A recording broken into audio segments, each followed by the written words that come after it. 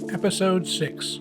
Episode 6 is equal parts dumb fun and Dragon Ball comfort food. The episode looks phenomenal and Daima's visuals continue to amaze. We start off with some bathroom humor this time, and while I rolled my eyes at Goku's feral disregard for hygiene, the way Pantsy reacts makes it worth it. She's smart, blunt, and not afraid to chuck a roll of toilet paper at a Saiyan.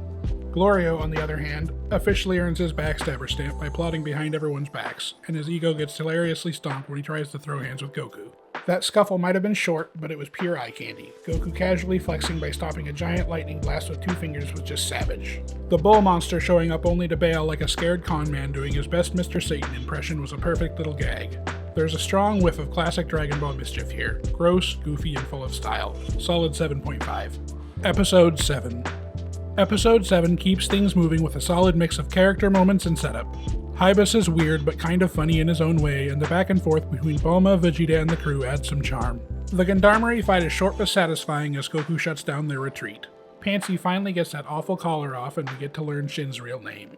The Eyeball Cafe and the build-up to the Tamagami fight wrap it up well. Not a standout, but still a good time. 7 out of 10. Episode 8.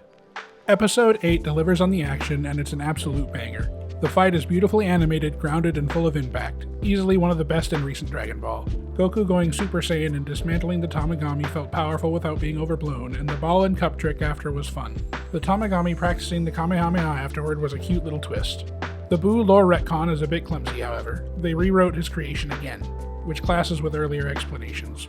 But the scenery here looks incredible, almost distractingly so. Hybus casually checking Vegeta's ego was hilarious. 9 out of 10. Hype from start to finish.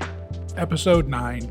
Episode 9 hits the mark. Even with some recycled bits from earlier episodes, Goku losing it in that bear hat and giving them away was fun. And Pantsy finally forcing him into a bath and wardrobe change was way overdue. His new look actually worked pretty well. The bandit setup was simple, but Glorio's lightning whip and Pantsy's dragon radar style tracker were pretty cool. Vegeta's brawl in the club looked great, even if it was followed by yet another missing ship joke. The fight that followed was also solid. Hybus suggests a zombie hunt while rocking a living eyeball belt. As boring as he is, that's kinda metal. Marba's tree world was gorgeous, in stark contrast to its occupant. We don't see much of Ku yet, but he looks like a golden Cyberman with Kid Buu's legs.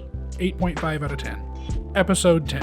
Episode 10 was another strong one. Tons of new lore, great pacing, and the usual killer visuals. The Ku vs Tamagami 1 fight looks amazing, but he gets completely outclassed. Tamagami 1 doesn't flinch, barely talks, and sounds just like Jiren in the English dub. Goku getting his ears stretched out again in the presence of Sir Warp was neat to see again, and him naively siding with Glorio, thinking he's got his back when Glorio's just avoiding the first demon world, is hilariously Goku. The second demon world looks almost exactly like Namek.